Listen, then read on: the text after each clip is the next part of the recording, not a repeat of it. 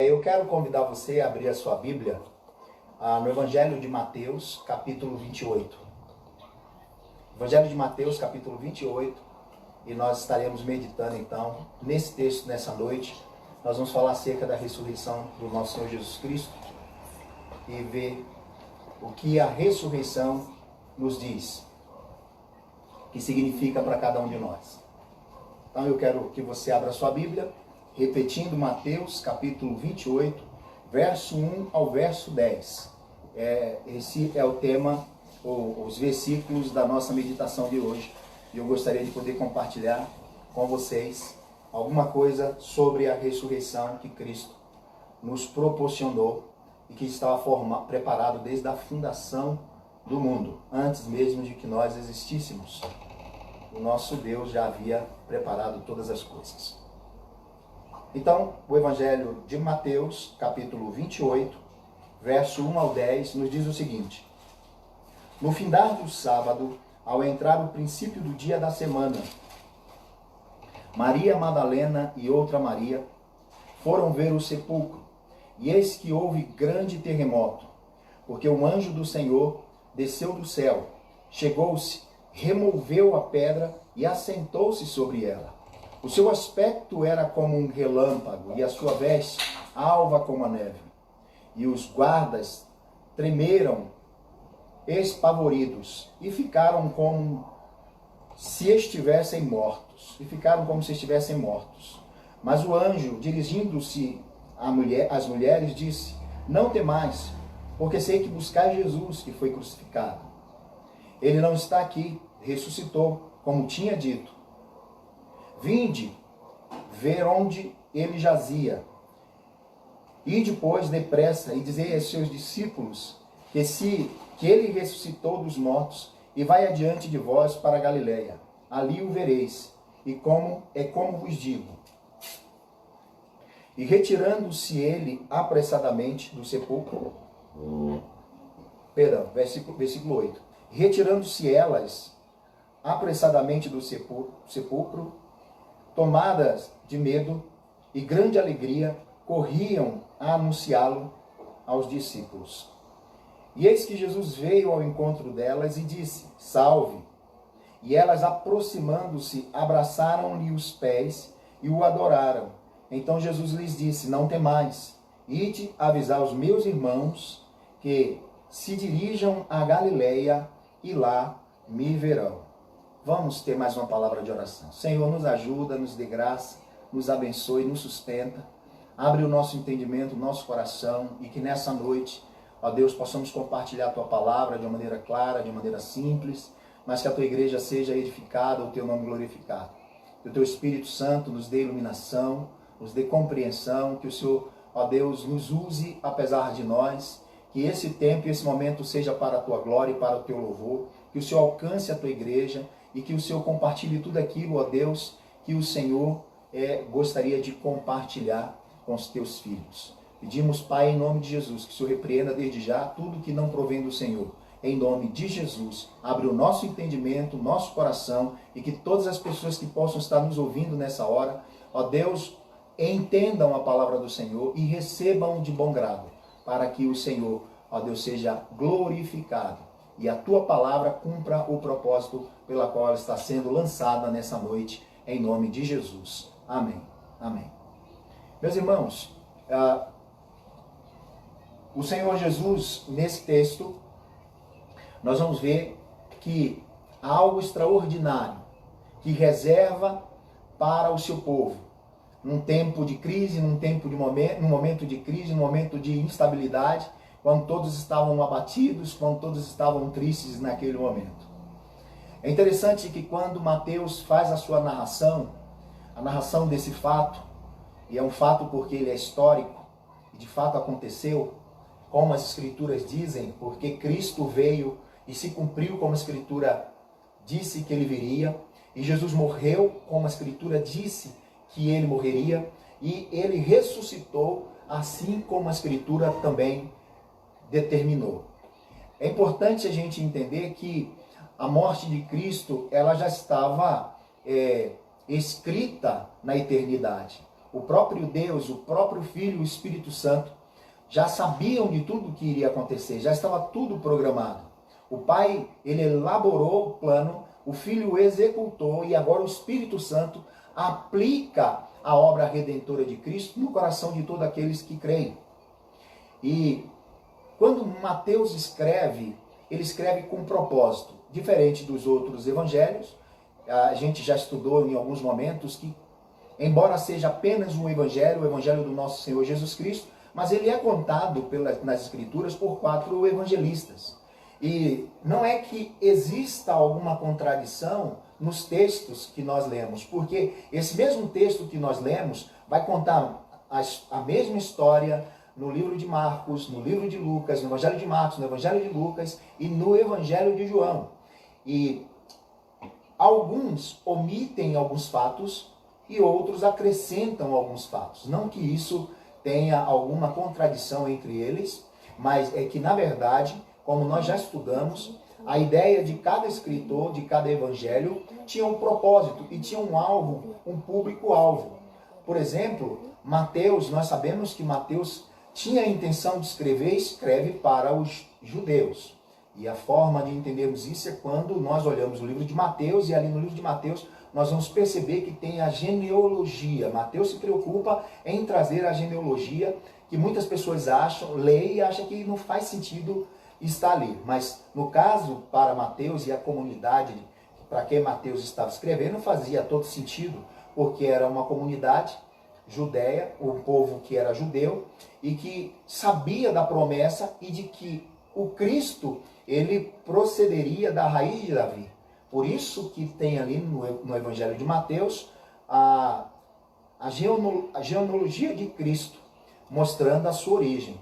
O Evangelho de Marcos, ele se propõe a falar para romanos. Marcos escreve para romanos. O de Lucas, para uma mentalidade grega. E João, já no final do século, ele escreve um evangelho mais universal, porque no final do século I, praticamente o evangelho já havia se expandido pelo Império Romano. Então, o evangelho de João, ele quer abranger todos os povos, mas a ênfase do evangelho de João é mostrar que o Filho de Deus, que Jesus Cristo de fato é o Filho de Deus esperado, prometido e que de fato veio para os seus. Esse texto começa nos dizendo que, passando o sábado, a aurora do romper do primeiro dia da semana começa a chegar. E é interessante porque em outros evangelhos vai mostrar, usar termos diferentes, mas não existe conflito, porque a ideia é de que quando elas saíram ainda estava escuro, e provavelmente na sua caminhada até chegar ao jardim de José, onde Jesus estava ali naquele túmulo, ou esperava que Jesus estivesse naquele túmulo, já chegou praticamente ao romper da manhã. Ela saiu muito cedo, provavelmente já no domingo pela manhã. O texto vai nos dizer o seguinte: no findar do sábado, ao entrar o primeiro dia da semana. E provavelmente depois das 18 horas do sábado, eles aguardavam o sábado terminar, e o sábado terminava após as 18 horas no nosso horário, quando caía a tarde, começava um novo dia. E provavelmente elas estavam aguardando esse tempo, e elas saem para comprar os materiais, os utensílios que eram necessários para que pudesse ungir o corpo de Jesus para preservar da decomposição. Havia essa preocupação com essas mulheres. O texto de Mateus vai nos falar apenas de Maria Madalena e de Maria. Essa Maria que fala, que não é a Maria Madalena, certamente era a Maria, mãe de Tiago. Já o Evangelho de Marcos vai apresentar Salomé. E Lucas acrescenta ainda Joana. Então, é bem provável que o texto não seja claro, mas partindo de todos os evangelhos, não haviam apenas essas duas mulheres, mas pelo testemunho dos outros evangelhos, haviam outras mulheres como Salomé e como Joana. E o livro de João, o Evangelho de João, só faz menção de Maria Madalena. Então, como eu disse, não existe conflito algum entre os evangelhos, apenas o propósito e que cada autor se propõe a escrever e tentando alcançá-las. Então, observa que elas aguardam o cair da noite do sábado, o cair da tarde de sábado, que encerra-se o sábado, e aí então elas podem fazer atividade, podem comprar, porque no sábado eles guardavam, era um silêncio, tranquilidade no sábado, ninguém fazia absolutamente nada. E após o sábado, então, poderia se comprar, e elas saem para comprar o que se precisava para poder, então, fazer, ungir o corpo de Jesus. É claro que o Evangelho de Mateus, que nós estamos estudando, ele, aqui também, ele não nos diz exatamente o que ela vai fazer, mas os outros evangelhos nos diz que o propósito delas irem ao túmulo era exatamente para ungir o corpo de Jesus, para que esse processo de decomposição tardasse. E assim elas poderiam aproveitar mais o seu mestre. Então, a Bíblia diz que elas saem para caminhar. E elas vão até aquele jardim onde estava o túmulo de Jesus. E é bem importante lembrarmos que o túmulo de Jesus havia sido guardado. Estava sendo guardado, pelo menos na concepção dos fariseus, dos escribas, dos religiosos da época, que pediram guarda romana sobre o túmulo para que ninguém violasse esse túmulo, para não inventarem a desculpa de que Jesus havia sido ressuscitado. Então, o próprio clero judeu pede a Pilatos que fornecessem guardas para guardar aquele túmulo. E o texto anterior vai nos dizer que eles conversam dessa seguinte forma: olha, Jesus andou pregando por aí que ele ressuscitaria. Então, vamos guardar, pedimos que o Senhor nos dê uma guarda para montar ali, para que os seus discípulos não entrem, roubem o corpo e depois digam que ele ressuscitou. Então havia uma segurança. Era composto aproximadamente de 12, talvez fazendo guarda, turnos, enfim, para que eles não dormissem, estivessem ali vigiando para que o corpo de Jesus não fosse roubado e depois criasse uma história de que Jesus havia ressuscitado. Então há uma segurança. Foi posto a pedra no túmulo com selo, e ninguém podia romper aquele selo, e também a guarda romana que estava ali guardando aquele túmulo, para que não se cumprisse aquilo que todos os fariseus, religiosos, saduceus, sacerdotes tinham medo que acontecesse, de que o evangelho fosse proclamado a partir da ressurreição de Cristo. Então eles fazem uma guarda e montam segurança naquele lugar, não permitindo então de que eles invadissem o lugar e roubassem o corpo, removessem a pedra, embora fosse uma pedra que pesasse muito, precisar de muitos homens para abrir aquela pedra, tirar e remover aquela pedra do lugar, para que não houvesse nenhum roubo do corpo de Cristo, e depois eles proclamassem uma possível ressurreição do seu mestre. E havia na concepção desses religiosos e da guarda romana, e o selo, era o selo, a pedra e a guarda. Para eles era uma grande segurança. A título de introdução ainda, fica evidente 3 problemas na vida desses discípulos, acerca da ressurreição de Cristo. Primeiro da morte de Cristo, depois da ressurreição de Cristo. Então, a título de introdução, eu queria pelo menos pontuar rapidamente aqui 3 problemas que são nítidos, que o texto nos mostra claramente, problemas na vida dos discípulos, dificuldade que os discípulos atravessaram e que certamente muitas vezes nós atravessamos.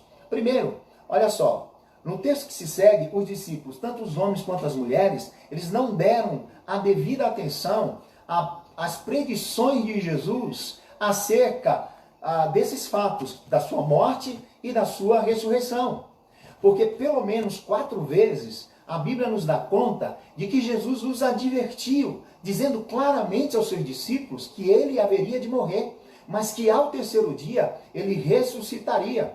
O Senhor advertiu isso várias vezes. Então, Mateus capítulo 16, verso 20, acontece a primeira advertência de Jesus, falando aos seus discípulos e todos que o ouviam, que era necessário que o Filho do Homem morresse, mas que ao terceiro dia ressuscitasse. Mateus capítulo 27, capítulo 17, versículo 22 ao 23, ele vai dizer a mesma coisa. É necessário que o Filho do Homem morra, mas ao terceiro dia ele ressuscitará. 17, versículo 22, versículo 23. A terceira advertência e pregação de Jesus, ensino de Jesus, acerca da sua morte e da sua ressurreição aos seus discípulos, está em Mateus capítulo 20, versículo 17, que também ele vai falar aos seus discípulos a mesma coisa. E por último, no capítulo 26, do verso 2. Portanto, a morte de Jesus, queridos, não era para ser tomada como surpresa por parte dos judeus. No entanto, eles tomaram como surpresa. Por quê?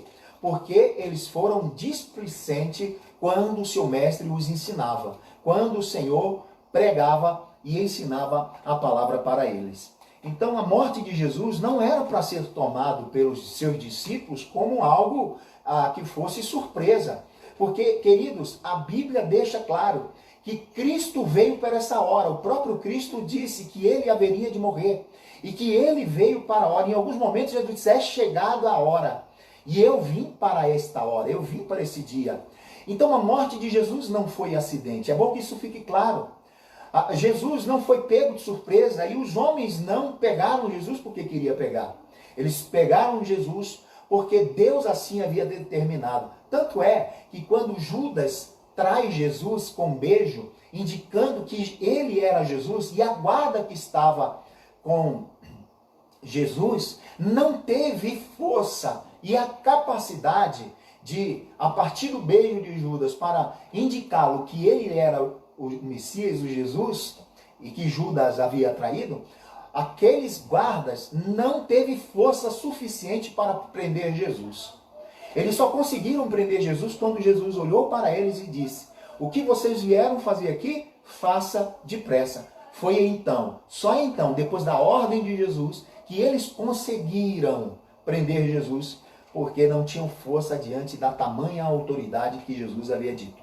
Quando Jesus estava diante de Pilatos, e Pilatos disse, olha, responda a minha pergunta, porque eu posso te soltar, como eu posso te executar. E Jesus então disse que, quando ele falou que ele tinha autoridade, o próprio Jesus disse, ninguém tem autoridade se primeiro o Pai não der.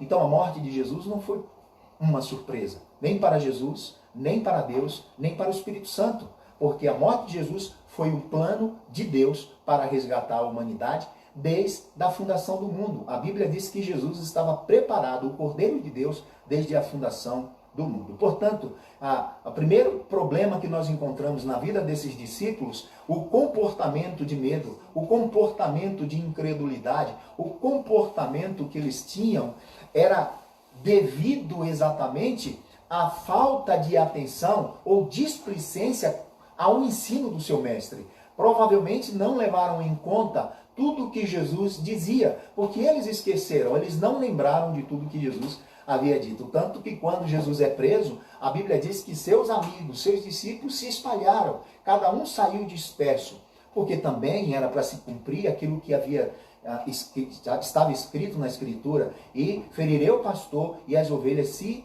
dispersarão. Então, nada aconteceu fora do propósito de Deus, fora da vontade de Jesus. Ninguém o prendeu porque quis, mas o próprio Cristo deu a sua vida voluntariamente. Ninguém ordenou, obrigou Jesus a ser preso. Nem Pilatos, nem a guarda romana, nem os religiosos que pediram a morte de Jesus, nem aquela população que estava ali gritando, solta Barrabás e prende Jesus. Foram eles que prenderam Jesus. Mas o amor de Deus que motivou Jesus ir à cruz, e em segundo lugar, os nossos próprios pecados que levou Jesus à cruz do Calvário. Então, o próprio Cristo entregou-se por amor de cada um de nós. Então, portanto, a morte de Cristo para os discípulos eles não deveriam ser pegos de surpresa. Nem a morte como um acidente. E a ressurreição não deveria ser uma surpresa para os seus discípulos, porque Cristo também advertiu 4 vezes a eles que era necessário que ele então ressuscitasse. Agora, essa falta de compreensão das Escrituras, a falta da devida atenção ao ensinamento da pregação, gera incredulidade e falta de fé. E esse é o segundo problema que nós identificamos na vida desses discípulos. Primeiro, que aonde estavam esses discípulos, e o texto diz que as mulheres saíram de manhã, ou saíram após as 18 horas do sábado, que começava o domingo, fizeram compra aquilo que precisava comprar para ungir o corpo de Jesus, para que não entrasse em decomposição, e saíram ao encontro do mestre no sepulcro, na madrugada de domingo, chegando ao romper do dia naquele lugar, e os discípulos se encontravam escondidos, com medo, por causa da sua incredulidade, não sabiam o que estava acontecendo, porque foram, queridos, displicentes na compreensão e na atenção das Sagradas Escrituras. Abro um parênteses para trazer isso para nós. Muitas vezes, fruto de insegurança, de medo, de incerteza, pânico e ansiedade que vivemos, muitas vezes, não estou dizendo que isso é uma regra, é fruto de uma falta de atenção das promessas que o Senhor já nos fez. Quantas pessoas estão desesperadas, e me refiro a crentes aqui sobre essa pandemia, que parece que estão paranoicos por causa disso, como se Deus tivesse perdido o controle das coisas. Nada foge do controle de Deus. Deus tem o domínio e sempre terá o domínio de todas as coisas. Então, queridos, o que nos leva muitas vezes à postura de medo, à postura de falta de fé, de incredulidade, é exatamente a dureza do nosso coração, de atinar, de prestar atenção o que as Escrituras têm nos dito. Quantas pregações eu já ouvi, quantas mensagens de Deus você já ouviu, mas na hora da crise, na hora da dificuldade, na hora da perseguição, nós agimos como os discípulos, corremos e nos escondemos dentro de casa e ficamos atônitos, com medo, como se tivéssemos desguardado. Mas a palavra de Deus nos mostra que Deus não nos desampara e não nos abandona. Quantas vezes, diante de desafios, diante de adversidade e de quadros que muitas vezes testificam contra nós, e nós temos um comportamento de alguém que não está compreendendo ou nunca entendeu as Sagradas Escrituras. O que me chama a atenção são as mulheres. Ela evidencia no seu ministério um cuidado especial com Jesus. Jesus sempre teve em honra as mulheres no seu ministério. Essas mulheres, elas estavam presentes na morte de Cristo, enquanto os discípulos correram, fugidos, com exceção de João, que ficou ao pé da cruz. Quando Jesus foi sepultado, elas desceram do monte para estar com Jesus ali no seu sepultamento. Aonde estavam os seus discípulos? Fugidos, distantes, correram. E essas mulheres estavam ali, agora no túmulo, que iria estar velando o seu Senhor, derramando unção no Senhor, mesmo sem saber como tiraria-lhes a pedra. Observa que a falta de fé por parte dos discípulos, ela é proveniente do descaso ou da displicência que eles demonstravam no ensino do Mestre. Em Marcos 16:3, nos informa essa mesma história, em Marcos 16:3, diz que elas iam ao caminho, e no caminho havia uma preocupação no coração daquelas mulheres. Quem removerá a pedra? Por quê? Certamente elas não teriam força suficiente para remover a pedra. E nem sabia se os próprios guardas que estavam montando ali guarda diante do túmulo de Jesus a ajudaria, ou quem sabe iria permitir que abrissem o túmulo, já que a ordem que esses guardas estavam à disposição do Sinédrio, das autoridades eclesiásticas de Israel, estavam à disposição para guardar o corpo, para evitar qualquer contratempo de roubo do corpo de Cristo para anunciar uma falsa ressurreição. Possivelmente não abririam. E em Marcos relata esse detalhe da fala das mulheres, que quando elas saíam para encontrar o corpo de Jesus e ungir o corpo de Jesus, elas perguntavam: quem irá remover a pedra? A preocupação era essa. Mas Eu quero fazer um paralelo e dizer que a maior pedra, o maior empecilho para que algo acontecesse não estava ali diante do túmulo. A maior pedra que deveria ser removida era a pedra da incredulidade que estava no coração dos seus discípulos, sobretudo no coração daquelas mulheres. Essa pedra era a pior pedra, era a pedra da falta de entendimento, que tenebrecia o enredo de toda a história da Escritura, de todos os fatos da redenção que o próprio Cristo já havia lhes ensinado. Então, muitas vezes, elas estavam preocupadas com aquela pedra, mas existia uma pedra que precisava ser removida, e que homem algum poderia remover aquela pedra, senão o próprio Cristo, manifestando o seu poder e a sua glória para gerar fé no coração daquelas mulheres, e assim também gerar fé no coração dos seus discípulos. O que me chama a atenção no texto de Mateus, é que Mateus faz recurso, faz recursos de algumas estratégias literárias, que são termos que é usado na língua grega para dar ênfase, para dar uma tônica, chamando a atenção para o que seria dito. E aqui, nesses versículos de 1 a 10, nós encontramos essa expressão. E essa expressão é uma expressão que diz kai edu, que quer dizer eis que, chamando a atenção, Mateus, como eu estava dizendo, ele faz recurso, ele usa recurso ao narrar essa história. E são recursos literários que são essenciais e que são termos que eles usam na língua grega para dar ênfase àquilo que vai ser dito. É algo como ele quer dizer assim, olha, preste atenção ao que eu vou falar agora. E se encontra no versículo 2, no versículo 7 encontra-se 2 vezes e no versículo 9 encontra-se uma vez. E eu vou mostrar para você aqui qual é esse termo, essa técnica que Mateus faz uso para mostrar aos seus ouvintes, querendo dar ênfase ao que ele iria dizer. E por que ele faz isso? Observa, versículo 1, no findar do sábado, ao entrar o primeiro... Está meio escuro aqui a luz. No final do sábado, ao entrar o primeiro dia da semana, Maria Madalena e outra mulher foram ver o sepulcro. E eis que, no versículo 2, essa expressão, e eis que, ela, transliterada, ela quer dizer kai edu, que tem o significado que pode ser traduzido eis que, mas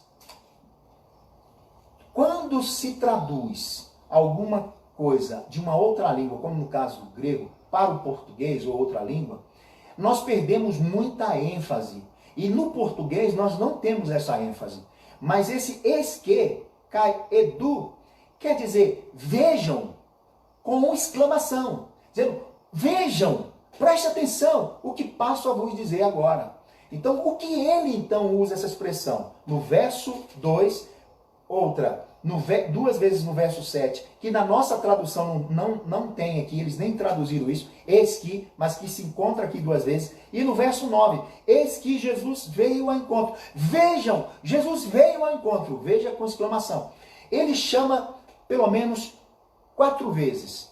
E aí eu queria mostrar para você por que ele chama a atenção. O que é que Mateus gostaria que os seus ouvintes e nós, que somos leitores atuais das Sagradas Escrituras, prestassem atenção ao que ele está nos dizendo acerca desse episódio da ressurreição do nosso Senhor Jesus Cristo. Então, ele dá essa ênfase.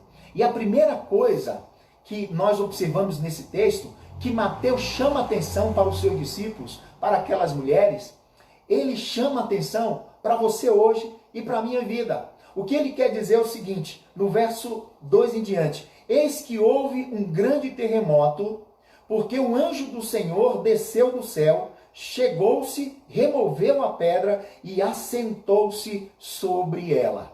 Observa, sábado era um sábado de silêncio.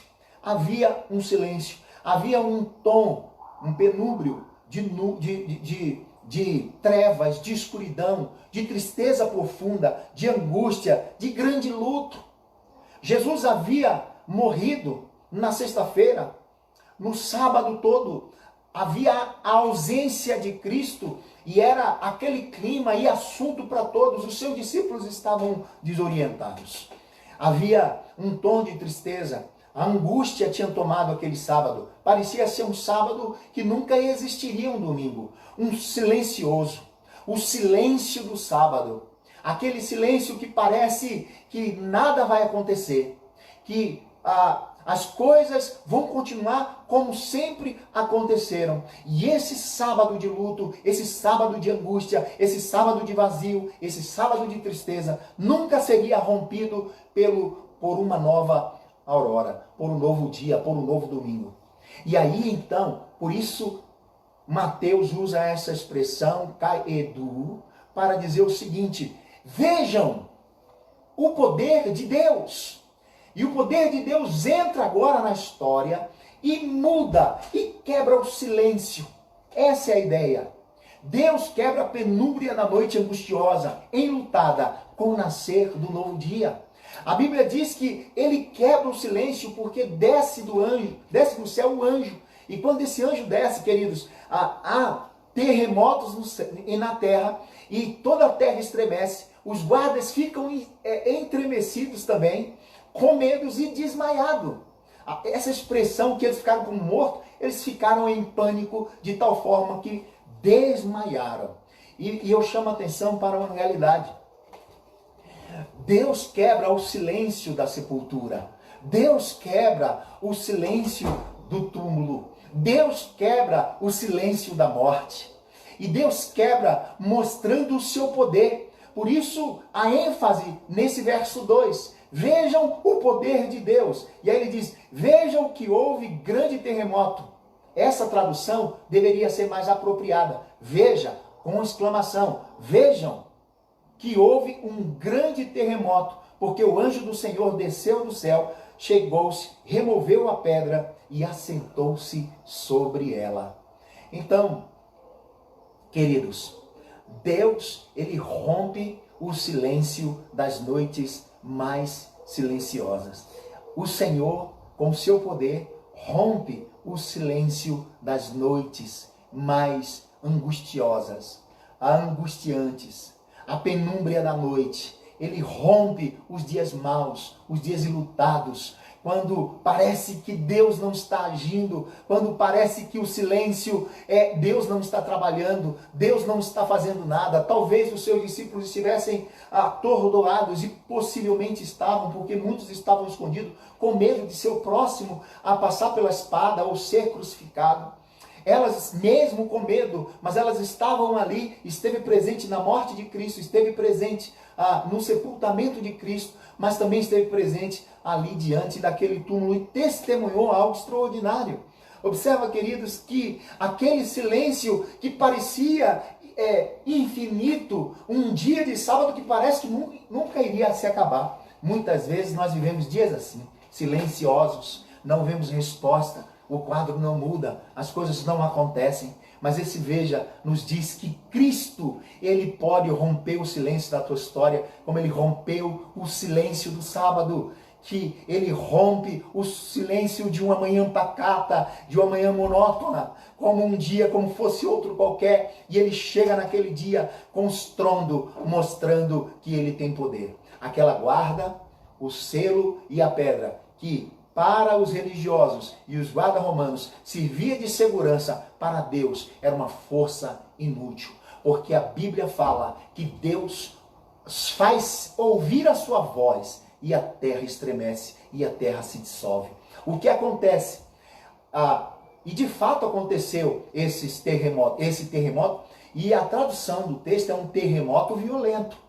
Preste atenção, quando Cristo morre, a Bíblia diz que os céus bradou, houve trevas, houve trovões, houve relâmpagos.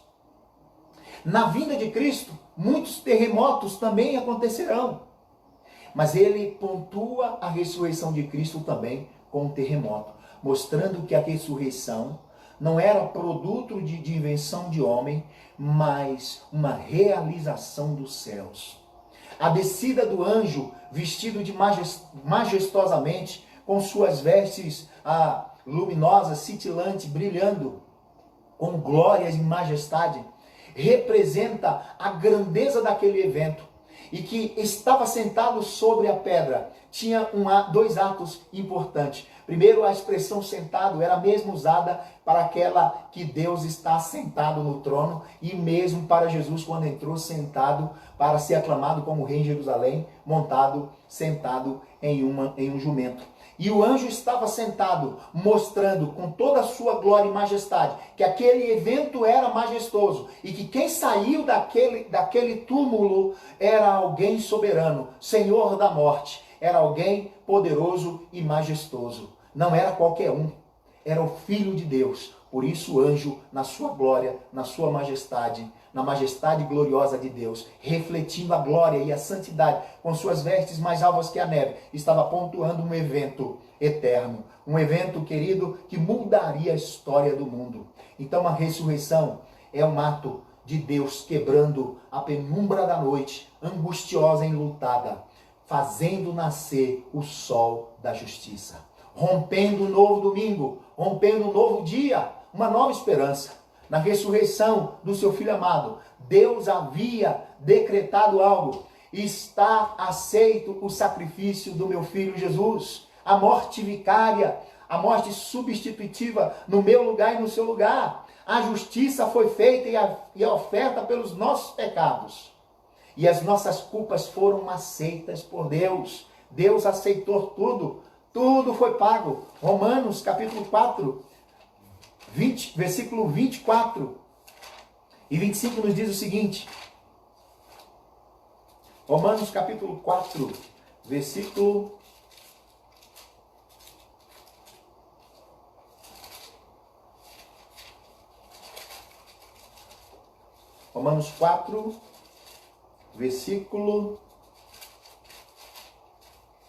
24 e 25 diz assim: mas também por nossa causa, posto que a nós igualmente nos será imputado, a saber, a nós que cremos naquele que ressuscitou dentre os mortos, a Jesus nosso Senhor, o qual foi entregue por causa das nossas transgressões e ressuscitou por causa da nossa justificação. Então, queridos, a ressurreição de Jesus confirma a nossa aceitação diante de Deus. Deus aceitou o sacrifício e nós fomos justificados por Deus. O silêncio dos céus e da terra foi quebrado, enquanto a celebração do inferno foi interrompida na ressurreição de Cristo. Quando o anjo desce do céu e estremece tudo, e os soldados estremecem e caem por terra, desmaiado de pavor e de pânico, e aquela porta de pedra é removida, Jesus não estava mais lá. E então, queridos, o silêncio do céu é rompido. A tristeza que invadiu o mundo, sobretudo o coração dos seus discípulos, é transformada em alegria. No entanto, a celebração que existia no inferno estava sendo interrompida, porque Jesus estava vencendo mais uma vez as trevas, pisando na cabeça da serpente, destruindo o aguilhão da morte, o aguilhão da morte. Ó morte, onde está o teu aguilhão? Lançado e destruído foi o aguilhão da morte pelo poder do Senhor. Eu quero dizer que o silêncio no céu não significa a inatividade de Deus. Quando você pensa que está tudo em silêncio e não percebe uma resposta de Deus, e você ora e não vê resposta, você busca e não vê resposta, nada na sua volta muda, não significa que o silêncio no céu existe inatividade de Deus, porque não é verdade. Deus diz na sua palavra, o próprio Cristo diz, meu Pai trabalha até agora e eu também. No Isaías 64, o Senhor Jesus vai dizer que Deus trabalha para aqueles a quem nele confia. O silêncio de Deus não significa que há inatividade no céu, meu irmão. Talvez eu e você possamos estar vivendo o silêncio de Deus. E de fato é angustiante, são dias tenebrosos, os nossos corações se abatem. Parece, queridos, que o céu cerrou e parece haver um grande silêncio no céu, mas isso não significa que o céu está inativo. Deus está trabalhando, Deus cumprirá o seu propósito e Deus há de manifestar a sua glória. O silêncio no céu não é sinal, queridos, de que Deus esqueceu de nós, mas é expectativa de que chegará um novo dia, de que a aurora se manifestará sobre minha vida e se manifestará a ressurreição de Cristo. Foi a expectativa de um novo dia, de um novo amanhecer e de um novo domingo na vida dos seus discípulos. Ele diz: veja o poder de Deus. O poder de Deus substitui o cheiro da morte pela vida. Presta atenção. Aquelas mulheres saem e elas perguntam: quem pode abrir o túmulo? Quem pode remover a pedra? E então o anjo vem, estremece tudo e a pedra é removida. Mateus não diz que o anjo abriu a pedra, removeu a pedra para que Jesus saísse. Porque Jesus não precisava que os anjos removessem a pedra para que ele saísse. Quando o anjo rompe aquele selo e remove a pedra, Jesus já não estava mais lá. O anjo não abriu aquele túmulo, removeu a pedra para que Jesus saísse. Por que eu sei disso? Porque Jesus tinha um corpo glorificado. Jesus, a partir da sua ressurreição, podia estar aqui e na mesma hora está na Galileia.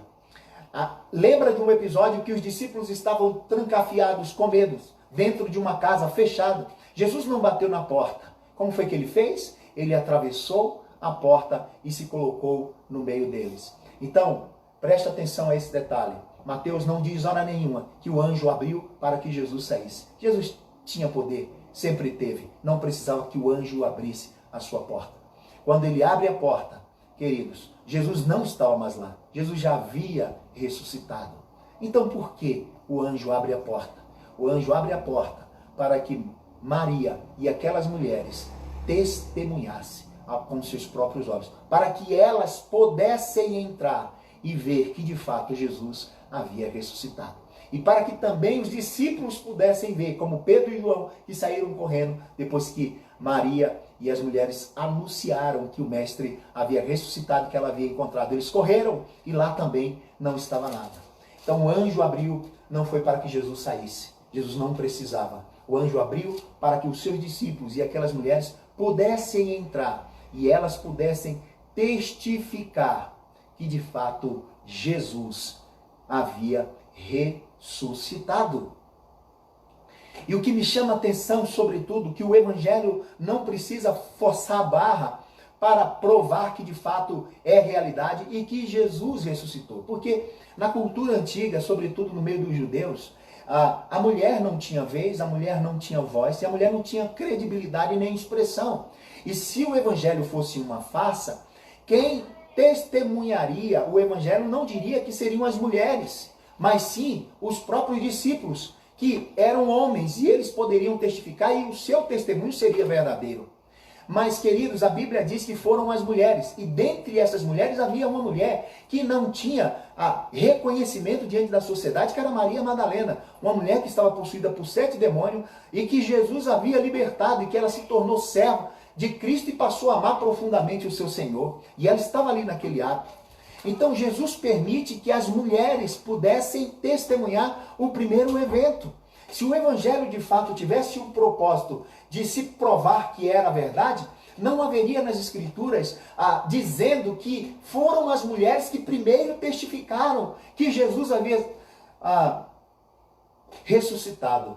Mas sim, se o Evangelho tivesse essa preocupação a fim de torcer, a primeira preocupação dos escritores da Bíblia era dizer que os homens teriam sido os primeiros a verem Jesus. Então o Evangelho, de fato, não precisa de subterfúgio para provar a sua autenticidade.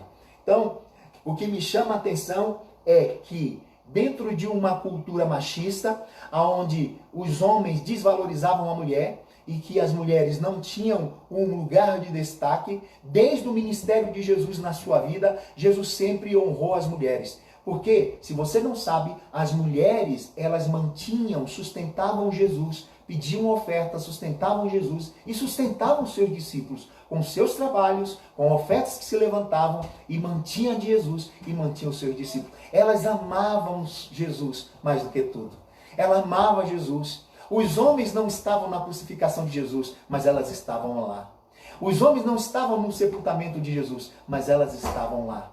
Os homens não estavam quando Jesus estava ali enterrado naquele túmulo, guardado naquele túmulo, mas elas foram lá, elas estavam lá. E não é nada mais justo do que Jesus permitir que as mulheres pudessem testemunhar o maior evento de toda a história da humanidade. Sabe o que Jesus está fazendo? É trazendo a mulher para o lugar que elas merecem, dando a ela a primazia que elas mereciam ter, que foi perdido na queda do homem e que os judeus, na sua relação de uma sociedade religião extremamente machista e uma sociedade extremamente machista, denegriu a mulher. Mas quando Cristo diminuiu a mulher, quando Deus faz a mulher, ele diz: fazemos uma mulher idônea, uma mulher que seja idônea. Essa palavra idônea no termo hebraico quer dizer que a mulher está no mesmo patamar dos homens, tem a mesma capacidade, tem a mesma dignidade do homem. A única diferença está na função. A mulher ser submissa não é ser inferior, mas ela está debaixo da missão que Deus deu ao homem. E Jesus está num processo de redenção, destacando essas mulheres. Veja que o evangelho é tão genuíno, porque não foram os discípulos que primeiro testemunharam o evento da ressurreição, foram as mulheres. E não foram eles que foram os primeiros a proclamarem o evangelho. Deus usa as mulheres para pregar aos discípulos. Que honra Jesus dá às mulheres. Mulher sempre foi e sempre será a força da igreja, porque elas amam e elas se doam. E elas estão com Jesus e sempre faz o que for preciso para que o nome do Senhor seja glorificado. E Jesus honra essas mulheres. Elas que vão pregar, elas são as primeiras a serem comissionadas. Não foram os discípulos que foram primeiros a ser comissionados, foram as mulheres que foram primeiras a ser comissionadas. O anjo diz: olha, vai dizer aos discípulos que Jesus vai encontrar eles lá na Galileia. Então elas que saem para anunciar a ressurreição de Cristo aos discípulos. Os discípulos estavam com medo, foram mulheres. Então não despreze o ministério feminino na obra do Senhor. Jesus traz em redenção, colocando o lugar de honra. Jesus sempre teve em lugar de honra o ministério feminino. E por isso elas são honradas diante de Deus para pregar para os próprios discípulos. Irem lá, bater na porta. Vocês estão com medo? Olha, eu vi Jesus. Mas mesmo elas testemunhando que viu Jesus, eles não creram, tanto que a mulher não tinha credibilidade. Eles não creram. E Pedro e João correm para testemunhar. Porque a Bíblia já dizia que o testemunho de dois, na cultura dos judeus, na lei dos judeus, o testemunho de dois era verdadeiro. E eles correm então para testemunhar esse evento. Queridos, a mensagem do túmulo vazio é terrível para os inimigos de Deus, mas ele é encorajador e motivo de alegria para os que creem. Os inimigos caíram atônicos, estavam mortos, prostrados como mortos prostrados no chão. Nem mesmo dentro da sepultura existia cheiro ou aparência de morte. Mas lá fora os soldados estavam como mortos, dispersos. E as mulheres saiu e encontrou Jesus. Os soldados romanos eram covardes? De maneira nenhuma. Os soldados romanos eram muito corajosos e eram valentes. E eles estavam ali. Mas toda a força do homem caiu por terra. A ressurreição de Cristo, portanto, é motivo de alegria e de encorajamento para nós. E então, quando o anjo vê a mulher e diz: não temas, é o que ele diz para aquelas mulheres: não temas, ide e dizei aos discípulos que o Senhor os encontrará na Galileia. E quando ela sai, o Senhor Jesus também, no meio do caminho, Mateus não conta que elas chegam a testemunhar aos discípulos. Mas certamente elas foram. Mas elas encontram, são interrompidas por Jesus. E Jesus diz, saúda aquelas mulheres e diz assim, não temais. A ressurreição de Cristo remove o medo, remove o pavor. O que a Bíblia diz é que quando Deus age, ninguém pode impedir a mão de Deus. Não devemos temer a Deus, temer de Deus, tememos a Deus. E o nosso coração se alegra ao mesmo tempo porque eram os sentimentos que eles tinham. Mas não temer diante dos fatos que estavam acontecendo. Porque, queridos, Deus guardará, Deus protege e Deus livra de todo mal.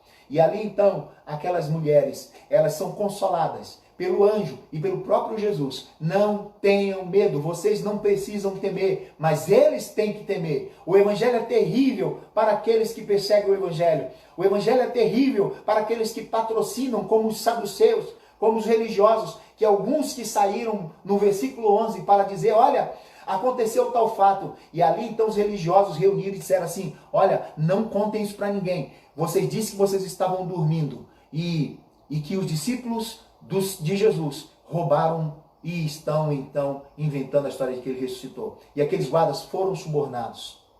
Quem tem que temer a ressurreição de Cristo são aqueles que patrocinam contra o evangelho, aqueles que se levantam contra o evangelho, aqueles que se recusam a crer em Cristo, aqueles que blasfemam o nome do Senhor, aqueles que negam a existência de Deus, aqueles que negam a ressurreição de Cristo. Para eles será dia terrível.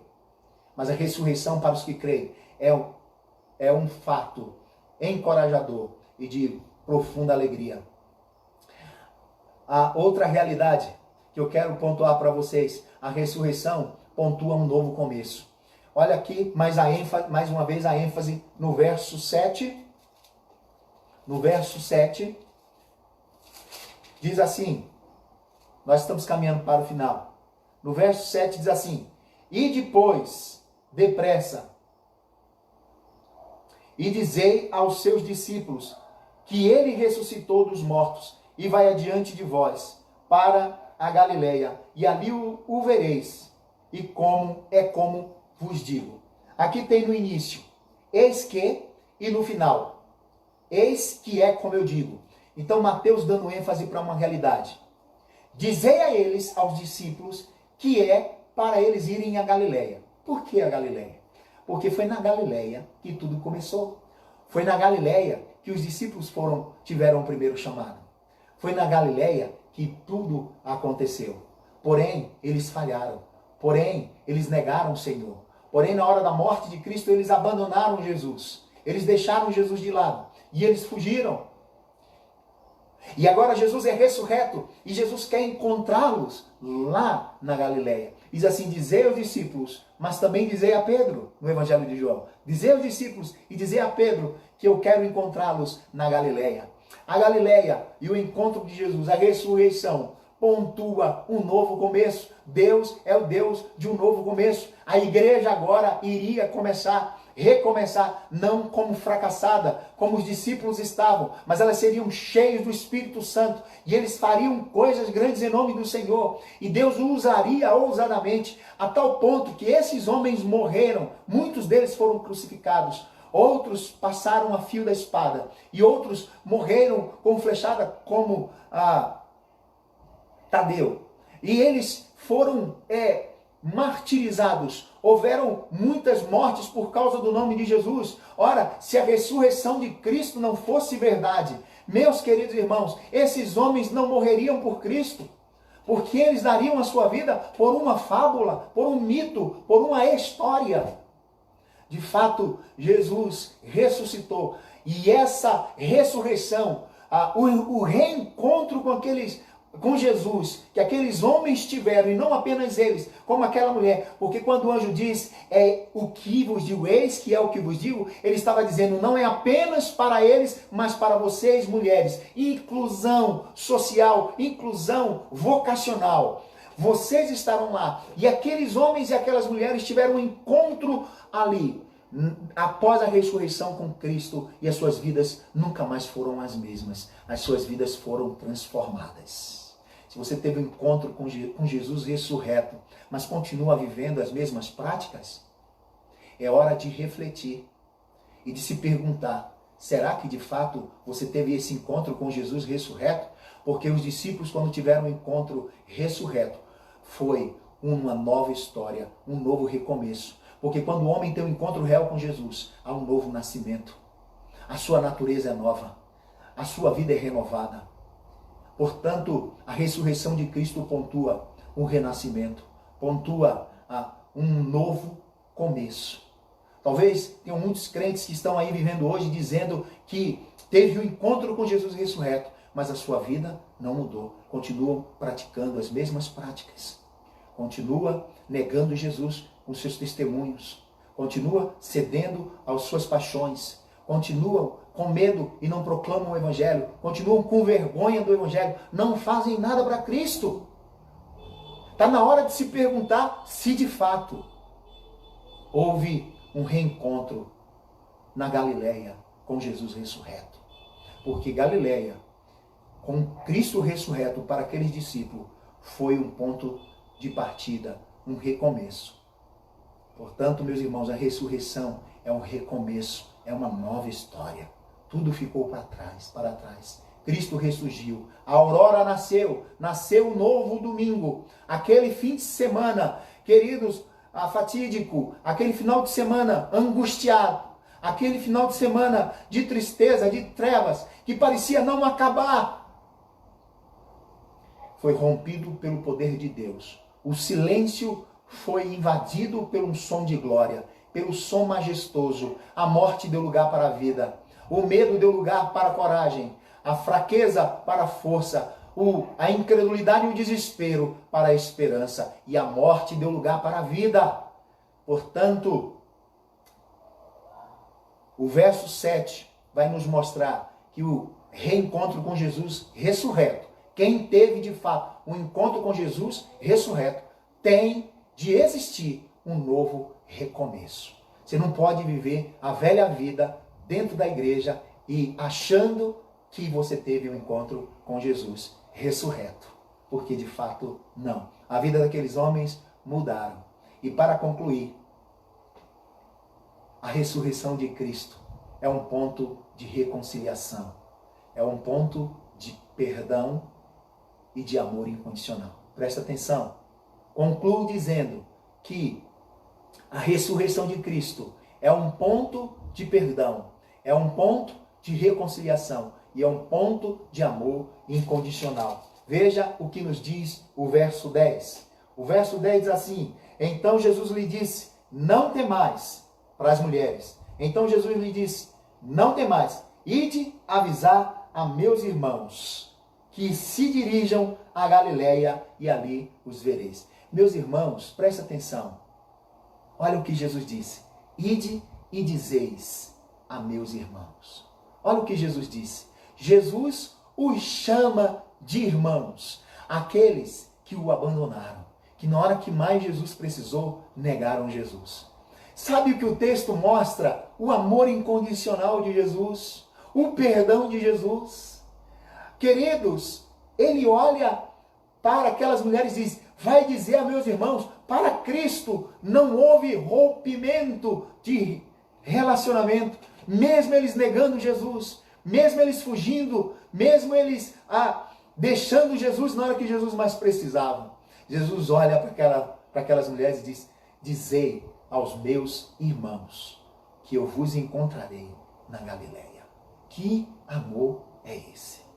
Que amor é esse? Dizei aos meus irmãos. Ele chama de irmãos aqueles que negaram a fé, aqueles que negaram a pessoa de Jesus, aqueles que o abandonaram. Jesus nunca rompe com aqueles que ele chamou. Muito embora nós pecamos contra Deus, nós falhamos contra Deus, nós decepcionamos Deus. Duas coisas eu quero dizer para você. Aquelas mulheres, quando viram Jesus, elas caíram prostradas, abraçaram o pé de Jesus e adoraram a Jesus. Elas caíram prostradas num ato de humilhação e um ato de sujeição ao seu Senhor. E elas adoraram. O que fazer diante de um Cristo ressurreto? O que eu vou fazer diante de Jesus? Caia prostrado aos pés dele e o adore, se você está em comunhão com ele. No entanto, se você o decepcionou como os discípulos, se você negou, se você se afastou, se por algum momento você rompeu, ele ainda te chama de irmão. Reconcilie com ele e vá a Galileia. Os discípulos choraram, os discípulos ficaram envergonhados, mas eles disseram, eu irei a Galileia. E eles foram encontrar o Cristo ressurreto. Se você deixou Jesus, está na hora de voltar à sua Galileia. E está na hora de ter um encontro real com Jesus ressurreto. Se você está em comunhão, caia prostrado aos pés de Jesus e o adore. Se você está distante de Cristo, volte ao princípio do primeiro amor. Caia prostrado aos pés e aceite o perdão de Cristo e a graça do Senhor. Ele vos chama de irmãos, mesmo depois que nós o decepcionamos. Que amor é esse? Feliz Páscoa, que Deus nos abençoe em nome de Jesus. Amém.